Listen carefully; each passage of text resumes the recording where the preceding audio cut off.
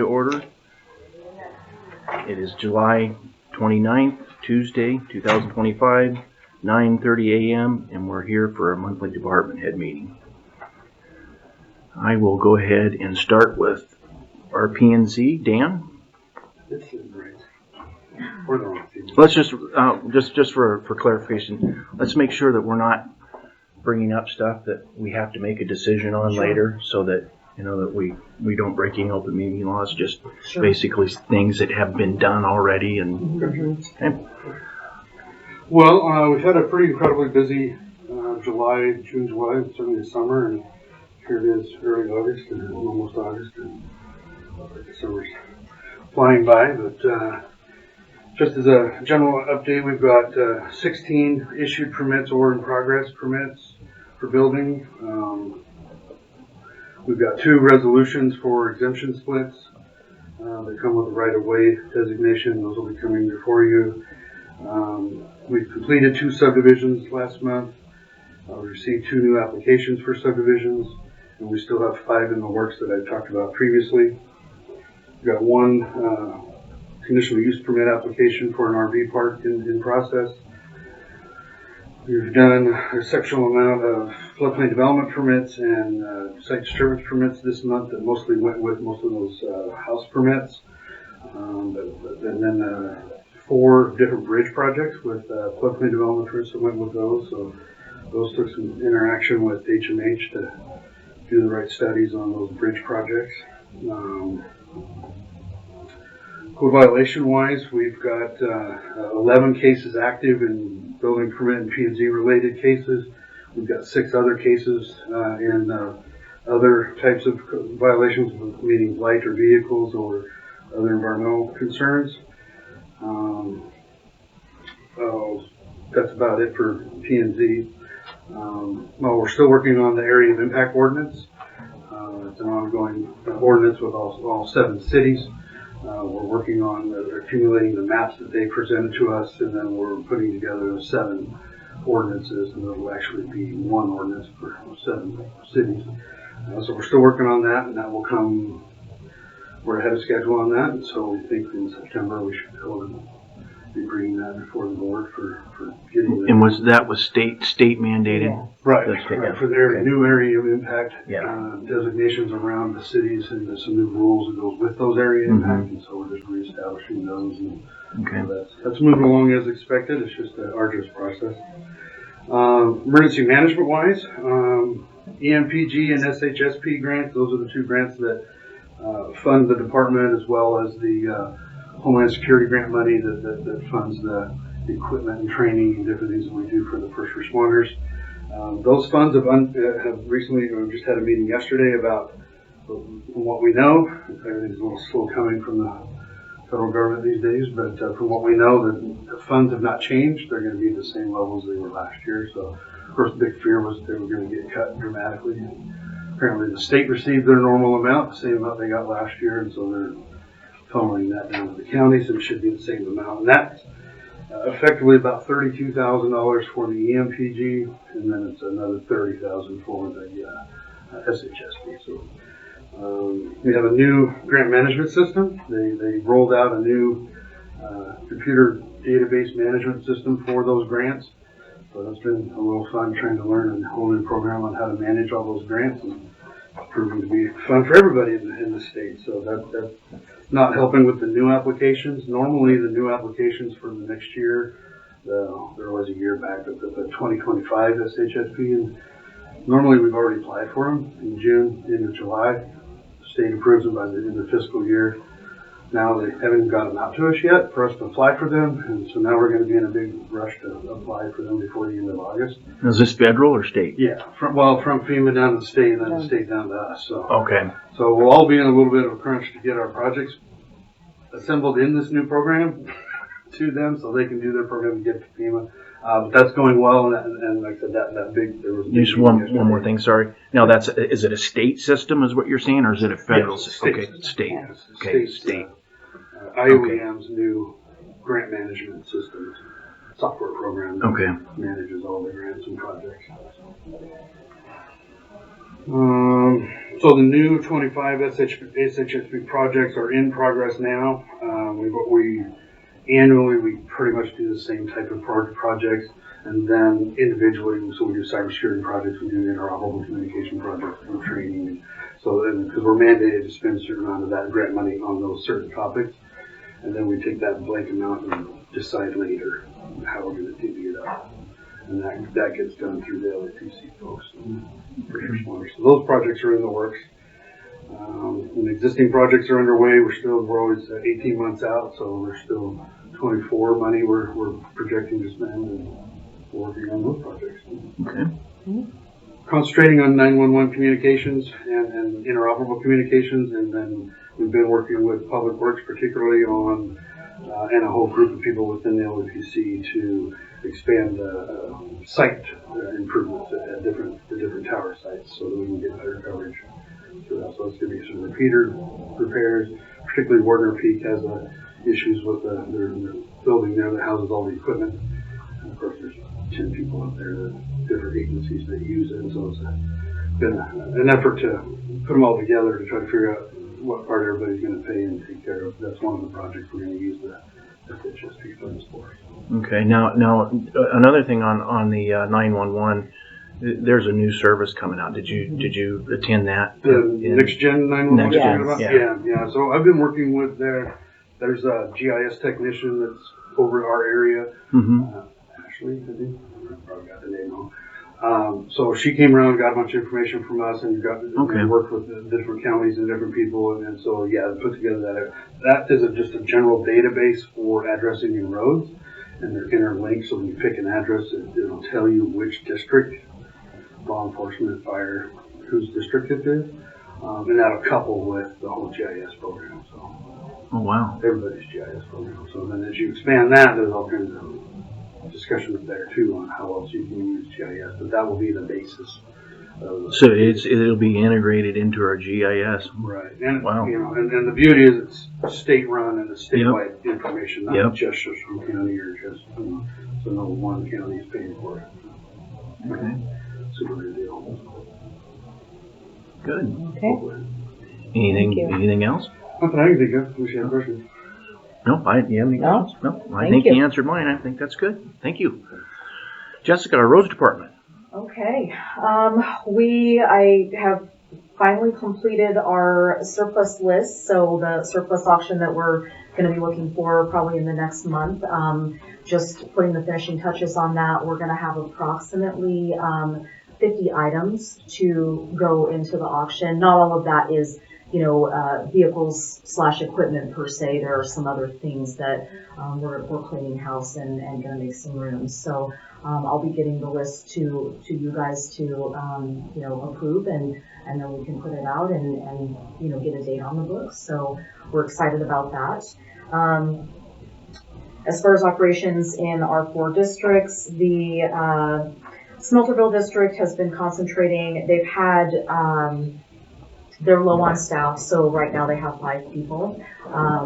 And this time of year, we have a few people out for vacation, so we're definitely limited staff in there. So they've been doing the best they can with patching on different areas of roadways in the outlying areas and doing some brushing, particularly up Big Creek and Pine Creek. So that's kind of what they've been working on. The Osborne district has been doing a pretty big effort up in the Sunny Slopes area, doing some ditching that, really needed some attention, fixing some problem culverts. And Murray District, they are currently this week working on replacing the running deck of one of the bridges in the Pritchard area. So we've sent a couple of guys from another district up there because they have 3 people in their district. So we sent them a few extra hands.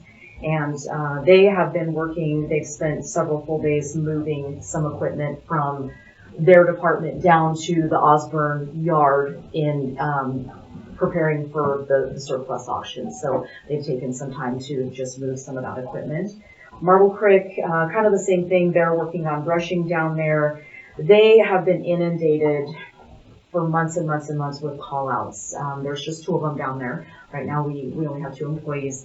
And so they're just out doing the best they can, running their routes, keeping them clear. They work as a team when they can. We'll send people down if they have some grading jobs to run a water truck.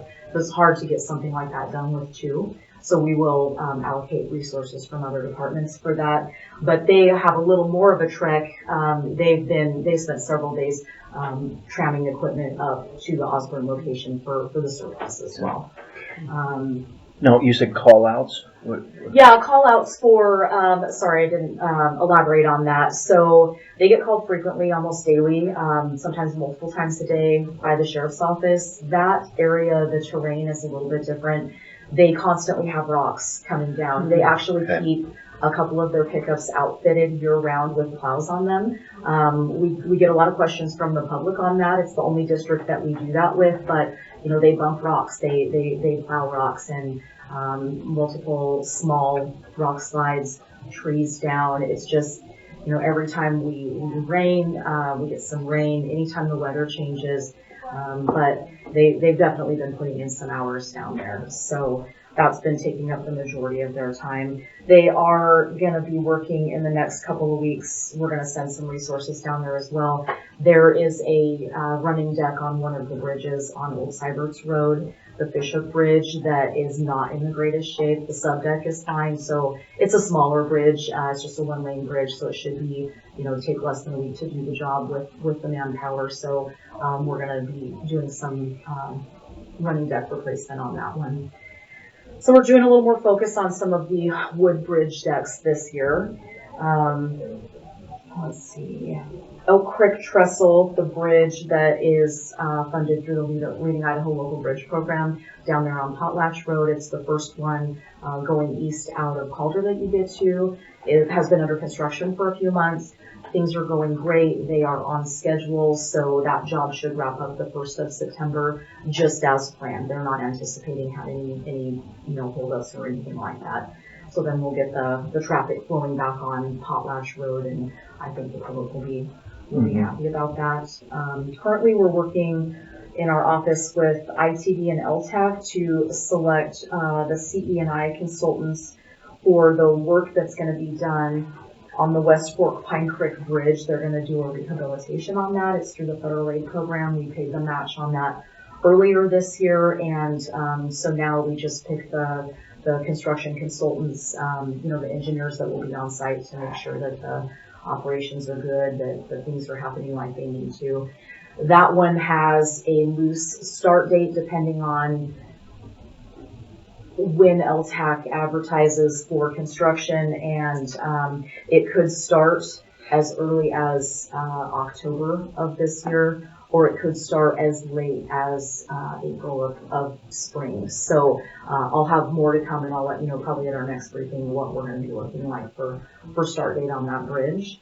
And just real quick on the engineering. So LTAC is the one that LTAC puts that out, puts the and it's engineering. actually through ITD. It's a process that goes They through both do. ITD. Yeah, so the panel has a few representatives from Shoshone County, and then they have representatives from ITD and LTAC that score as well. And so it's a panel scoring. It is by, they put out an RFP specific to the project, and then the person running the program at ITD vets those to make sure that they are all qualified. Once they've determined they're all qualified, then it goes to the panel. We get 2 weeks to score and give comments. Then we will meet as a panel again and discuss those comments.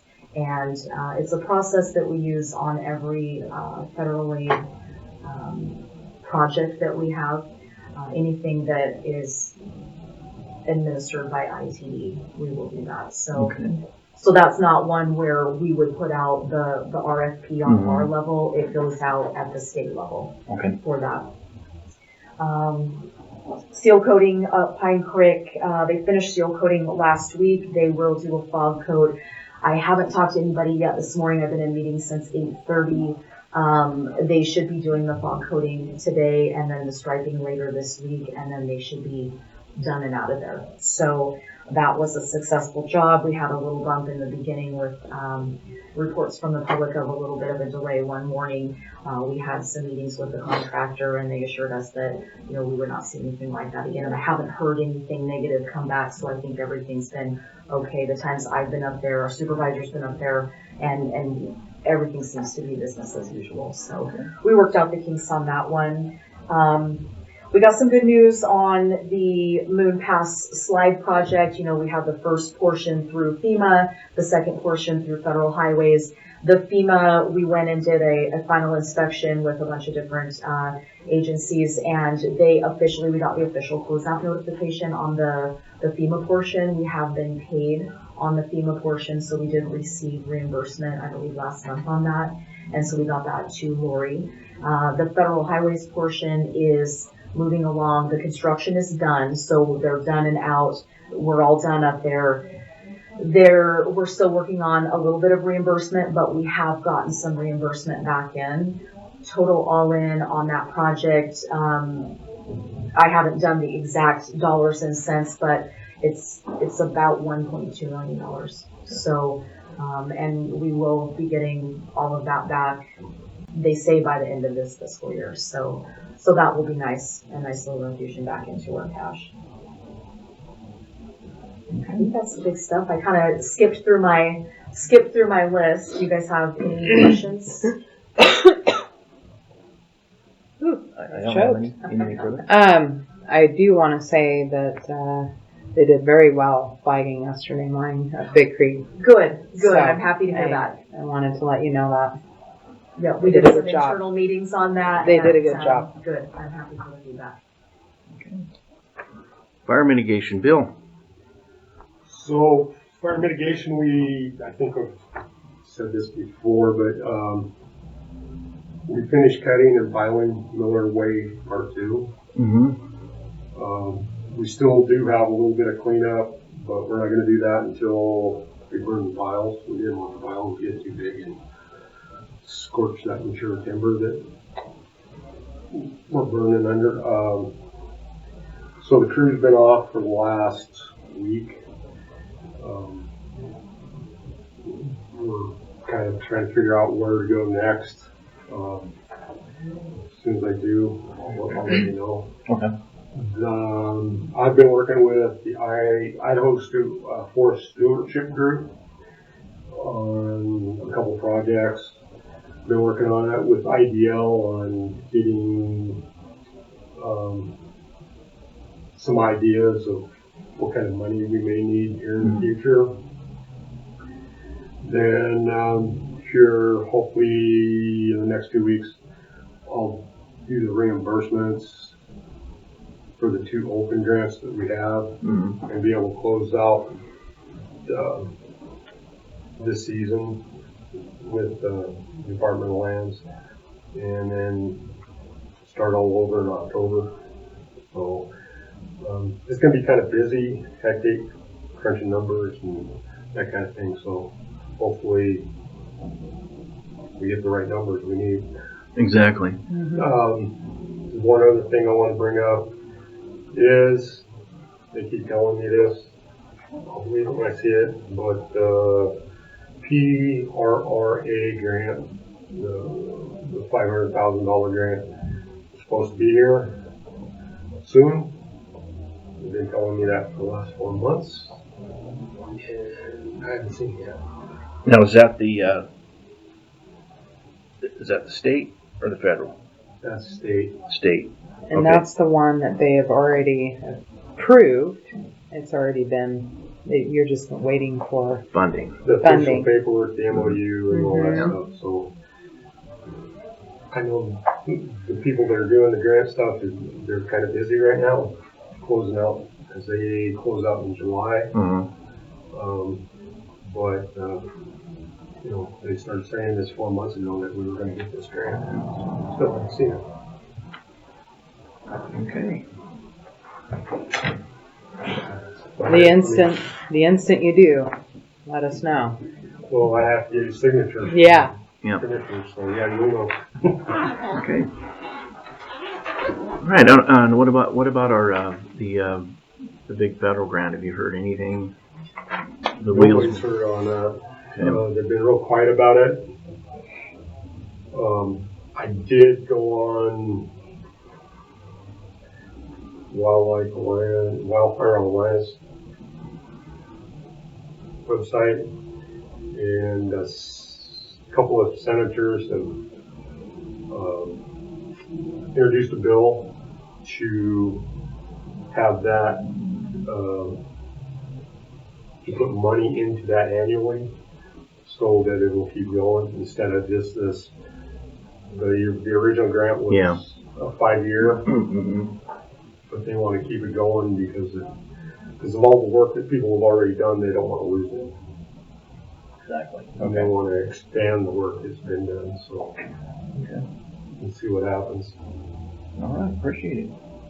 Any other further questions? No, thank you. Our grants department, Colleen. So, we passed our 3-year site review on the bus. We went through all of our maintenance records, our drug and alcohol program, Title VI that we had just finished up the day before, and we passed with absolutely no findings, and they said, well done, keep up the good work. So, great, it was a good day, because that was, once every 3 years and under a crossover between contracted and non-contracted, so it was a very nice to know that we did what we were supposed to on that.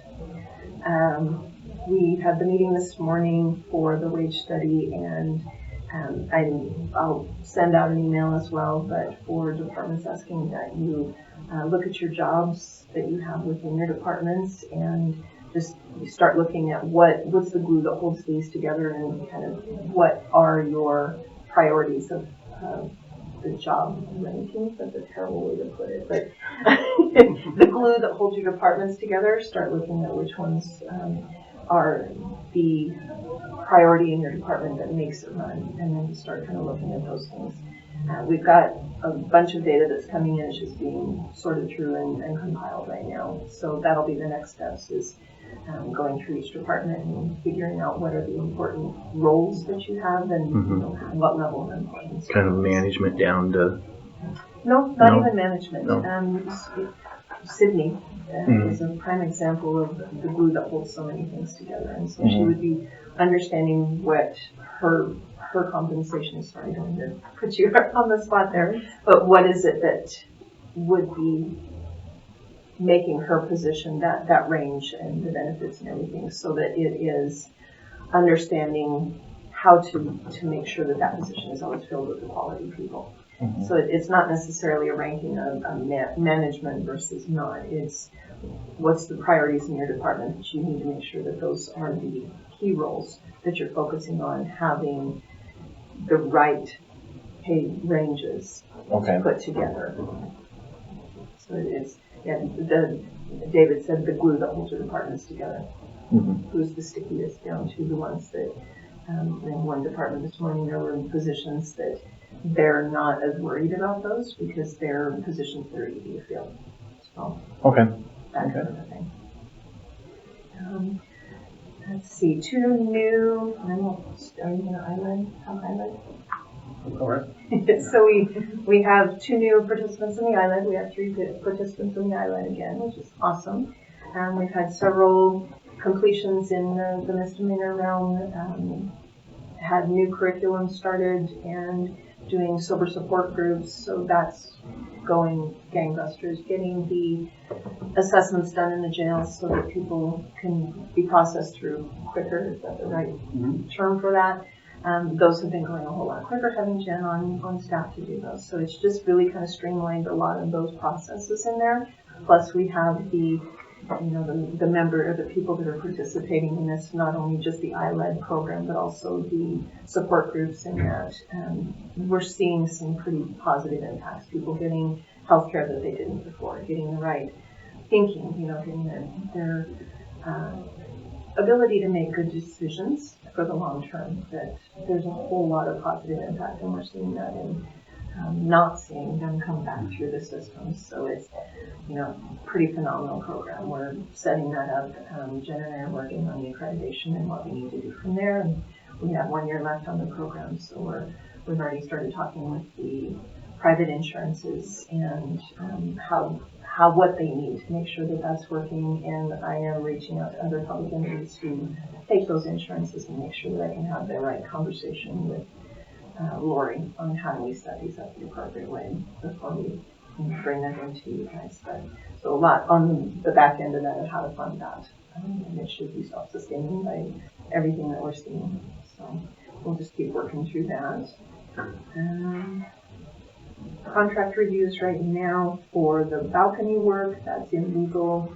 I'm just waiting to hear back from that. And the Title VI is in review with ITD to see if they have any questions coming back, but no word back from them on any concerns they have. Everything else is just spreadsheets and reports. Okay. Anything further? No. Anything further? No. Okay, Mike, juvenile probation. Morning. Morning. I'll just start by tacking on to what she's talked about with ILAD. For the misdemeanor part of the program, we have 15 individuals that have worked in that program this month. I know she has 2 active assessments that she's doing. Jen is doing this week. So her availability is getting smaller and smaller, so she's busy, which is a good thing. Plus, she has 2 new individuals for the ILAD program itself. So we're real happy with that. We're happy with the ability to have another support group. We always need more support groups in Shoshone County, so it's very good to have that and then her offering that. So we're very pleased with the work that she's doing and helping us out. It is, I've said this before, it's never happened before that we have the access to treatment like we do. It's usually weeks, if not a month, out to get somebody in just to get an assessment. So, and I don't know about now. I feel pretty spoiled with what we have now. So it's very, very, very nice to have that program. And I can go all day about it because it really does help. As far as probation services, I think right now we've been pretty steady. We'll have some folks that get off probation, and lo and behold, we'll have some folks that get back put on probation, not back, but put on probation. We currently have 38 active misdemeanor cases. For juvenile probation, we have 14 active cases. And for diversion, we have 1 active case and 2 pending. So it's nice to see that those numbers staying stable and not growing out of proportion. So I feel really good about where we're at right now with our numbers and our workload. It's a good place. We can get things done and helping people get through whatever issues they're dealing with through the court. So pleasure. Good month to report. Good. Thank you. Thank you. Do any further questions or anything? Any public comment? No. Does the commissioners have anything? No. No? No. All right. Well, thank you guys for coming in, and I appreciate it. Meeting adjourned. Thank you.